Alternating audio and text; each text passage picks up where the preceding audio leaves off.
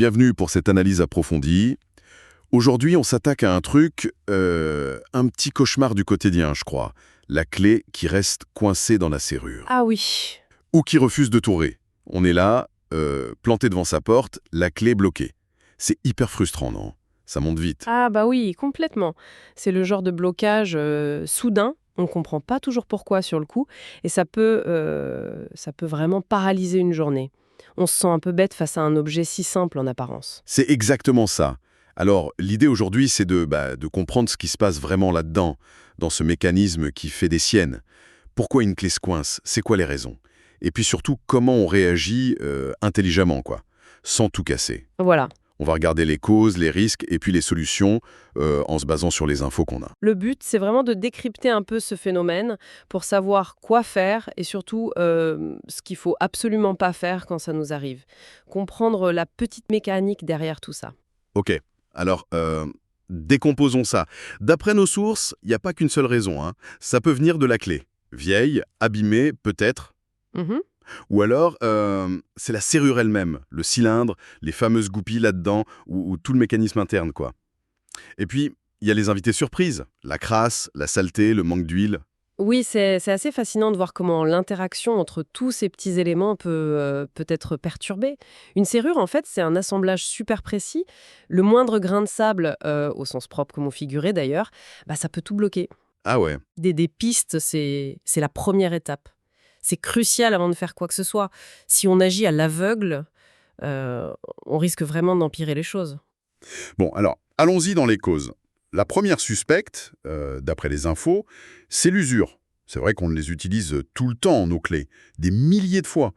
Comment cette usure qu'on voit pas forcément, elle finit par tout bloquer? Je pensais que c'était juste la clé qui vieillissait, moi.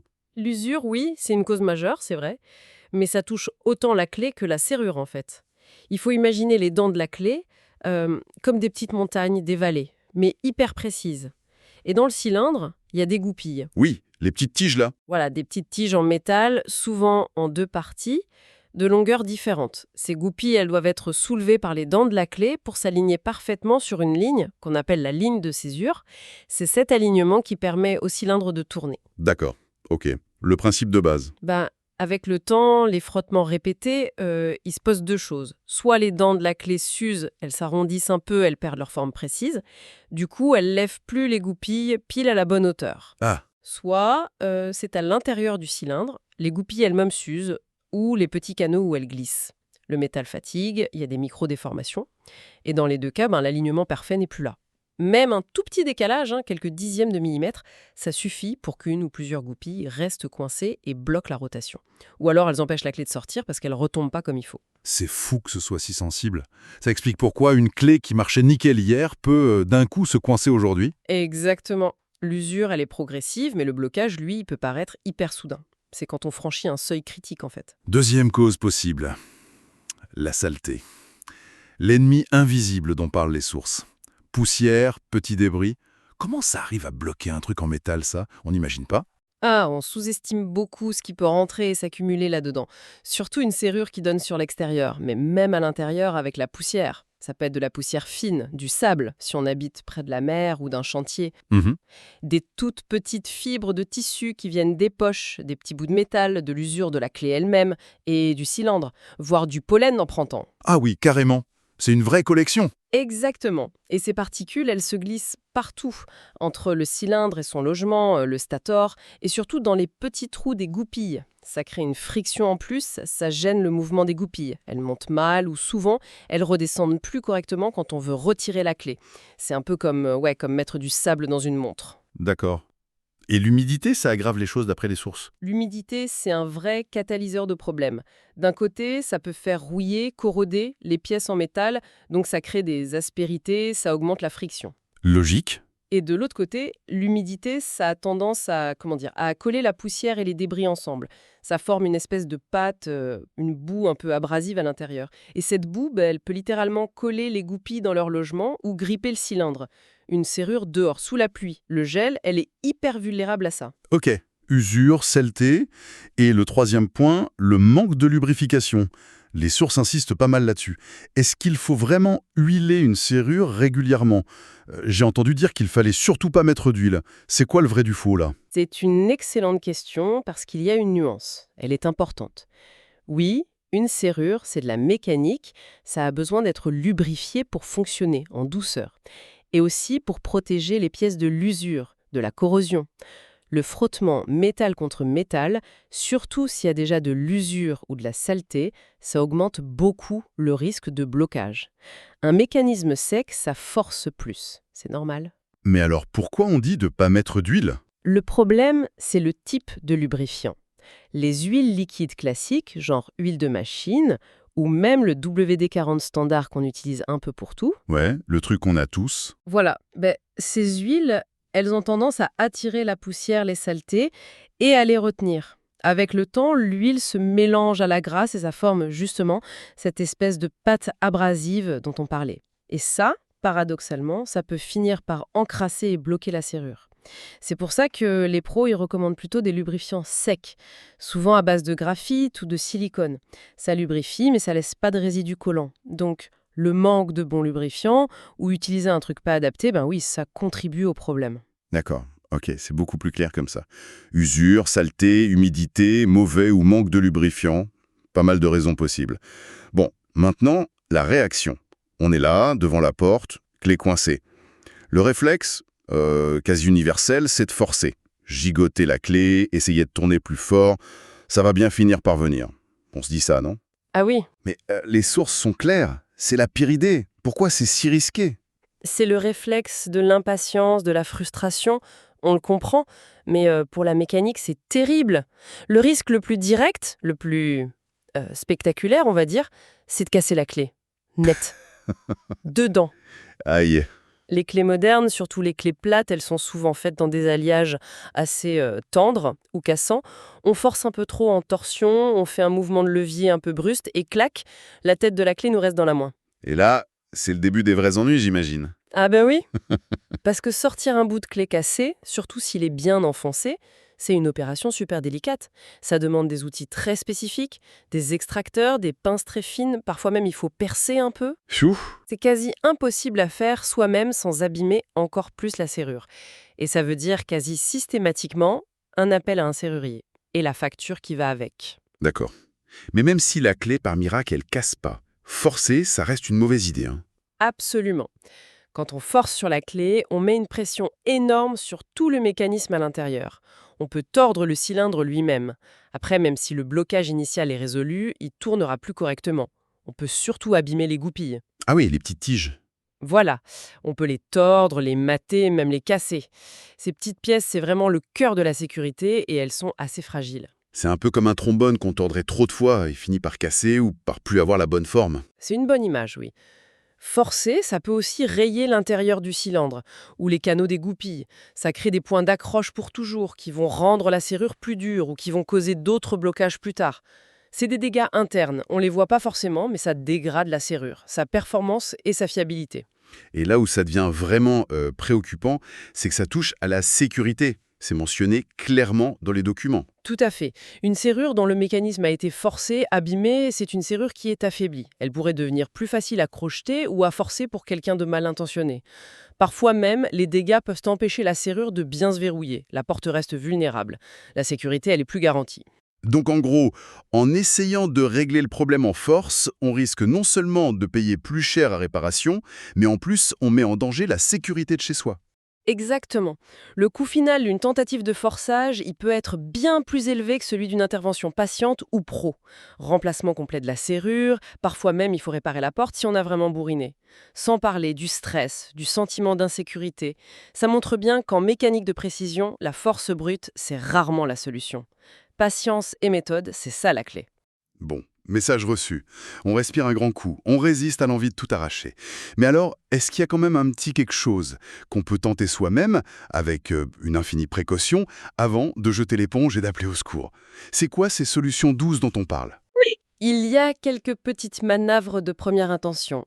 Mais bon, leur succès dépend beaucoup de la cause du blocage, et il faut vraiment les faire avec une extrême délicatesse. La première étape, quasi systématique et souvent efficace si c'est un problème de saleté ou de manque de lubrifiant, c'est de mettre un lubrifiant adapté. Celui dont on parlait, type graphite ou silicone. Idéalement, oui. Un lubrifiant qui pénètre bien mais qui n'est pas gras. Il faut en mettre une petite giclée directement dans l'entrée de la serrure, là où on met la clé. D'accord. Le but, c'est que le produit aille à l'intérieur du cylindre, qu'il atteigne les goupilles, le mécanisme. On laisse agir quelques instants. Ce genre de produit, ça peut aider à dissoudre les saletés qui sont collées, à dégripper des pièces un peu rouillées, et ça réduit les frictions. Et une fois qu'on a mis le produit, on essaie de retirer la clé. Oui, mais toujours sans forcer, hein. On peut essayer de faire jouer la clé très doucement. Des micro-mouvements, de va-et-vient, ou des toutes petites rotations de quelques degrés d'un côté, de l'autre. Juste pour aider le lubrifiant à se répartir et à déloger ce qui coince. L'idée, c'est pas de tourner, c'est de la faire vibrer tout doucement. Ok, Puis on essaye de la retirer bien droit, dans l'axe. D'accord. Et si ça suffit pas? Les sources parlent d'utiliser une pince plate. Ça me paraît un peu plus risqué, non? Oui, c'est clairement une option à envisager seulement en dernier recours, et avec encore plus de prudence. Et ça sert que si la clé dépasse assez pour qu'on puisse l'attraper fermement avec la pince. L'avantage, c'est vrai, c'est qu'on a une meilleure prise pour tirer droit, mais le risque est énorme. Ah oui. Bah oui, la pince, ça démultiplie la force qu'on applique, hein. Si on tire trop fort ou si on fait levier avec la pince, c'est la casse assurée. Et souvent, la clé casse au ras de la serrure. Et là, c'est pire que tout. Alors comment on fait si jamais on décide quand même d'essayer? Il faut attraper la partie visible de la clé, mais le plus près possible de la serrure pour pas la tordre. Et la traction, elle doit être parfaitement dans l'axe de la clé. Aucun mouvement sur les côtés, pas de rotation. Et surtout, la traction doit être légère et progressive. Pas de coup sec. Surtout pas. On essaye juste d'accompagner le retrait en espérant que le lubrifiant ait fait son effet. Si on sent la moindre résistance, si ça vient pas tout de suite avec une traction douce, il faut arrêter. Tout de suite, j'insiste vraiment, parce que les sources sont formelles, ne jamais forcer, même avec une pince. C'est le meilleur moyen de transformer un petit problème en une grosse galère. Si ces tentatives douces, lubrifiant, petits mouvements, traction axiale très légère avec la pince, si ça marche pas, la sagesse, c'est de s'arrêter là. C'est très clair. Les solutions maison, c'est vraiment limité, et le maître mot, c'est douceur absolue. Si ça marche pas, ou si on le sent pas, si on a peur d'aggraver les choses, ou si la clé est déjà cassée, bah là, faut pas hésiter, on appelle un pro. Pourquoi c'est si important de passer par un serrurier? Examine la serrure, la clé. Parfois, il utilise même des petites caméras endoscopiques. Ah ouais, Oui, pour voir à l'intérieur. Et il peut déterminer la cause exacte. Simple crasse, usure du cylindre, une goupille cassée, un problème dans le mécanisme. Ce diagnostic, il est crucial pour choisir la bonne façon d'intervenir. et ensuite, les outils, ça fait toute la différence, j'imagine. Énormément. Un serrurier, il a toute une mallette d'outils spécifiques que nous, on n'a pas. Pour sortir une clé coincée ou cassée, il a des extracteurs de clés de plein de formes différentes, des crochets fins, des aiguilles, parfois même des micro-forêts ou des produits spéciaux qui collent. Pour débloquer un mécanisme, il a des outils de crochetage, de manipulation fine, des lubrifiants pro hyper efficaces. Ces outils lui permettent souvent d'intervenir sans abîmer la serrure ou en limitant les dégâts au maximum. Donc, potentiellement, il peut sauver la serrure alors que nous, on risquerait de la bousiller en essayant. C'est tout l'enjeu, oui. Sa méthode de travail, elle vise à préserver au maximum la serrure et la porte. Il saura juger s'il peut réparer, nettoyer à fond, changer une goupille, un ressort ou si... là, il faut changer le cylindre, voire toute la serrure parce que c'est plus sûr. Cette intervention pro, elle garantit pas seulement d'ouvrir la porte, mais aussi de maintenir la sécurité après. On évite les problèmes d'un bricolage qui pourrait laisser des failles. Et au-delà de la réparation elle-même, il y a un autre avantage que les sources soulignent. Le conseil. Le passage du serrurier, ça peut être utile pour plus tard. C'est un point très juste. Une fois le dépannage fait, un bon pro, il prendra le temps d'expliquer ce qui s'est passé, pourquoi, et surtout, il pourra donner des conseils d'entretien personnalisés pour éviter que ça recommence. Ça peut être de recommander un type de lubrifiant précis à utiliser de temps en temps, genre une fois par an. Des astuces de nettoyage simples ou juste alerter sur l'état général de la serrure. Il pourrait dire, par exemple, « Attention, votre serrure est vieille, elle commence à fatiguer, pensez peut-être à la changer dans les prochains mois pour être tranquille. » Exactement. Ce conseil préventif, ça peut éviter un autre blocage, peut-être au pire moment, et ça permet de prévoir un replacement tranquillement, souvent moins cher qu'en urgence. C'est aussi une question de sérénité, quoi. Donc oui, faire appel à un serrurier, c'est pas juste une solution pour le problème immédiat, c'est aussi une occasion d'assurer la durée de vie et la fiabilité de sa serrure. Bon, je crois qu'on y voit beaucoup plus clair sur ce problème de clés coincées. Si on résume un peu les points clés de cette exploration, tout part souvent soit de l'usure de la clé ou de la serrure, soit de la saleté qui s'accumule, soit d'un manque de lubrifiant ou du mauvais lubrifiant. Ensuite, le réflexe de forcer à bannir absolument. Le risque, c'est de casser la clé, d'abîmer le mécanisme pour de bon et surtout de compromettre la sécurité de la porte. Les quelques tentatives maison, lubrifiant adapté, mouvement très très doux, éventuellement une pince, mais utilisée avec une extrême prudence et juste pour tirer droit et doucement, on peut y penser. Mais bon, l'efficacité est limitée et on risque d'aggraver si on insiste. Et finalement, l'intervention d'un serrurier pro, c'est souvent l'approche la plus sûre, la plus efficace et à long terme sans doute la plus économique. Il amène le bon diagnostic, les bons outils, une réparation qui tient la route niveau sécurité et en plus des conseils pour la suite. Donc face à ce petit objet qui nous résiste, la clé du succès, si j'ose dire, c'est la patience, essayer de comprendre, le bon geste, ou alors savoir passer la main à l'expert. C'est exactement ça. La prudence et faire appel à l'expertise, ça protège pas seulement notre matériel, mais aussi notre sécurité et notre portefeuille.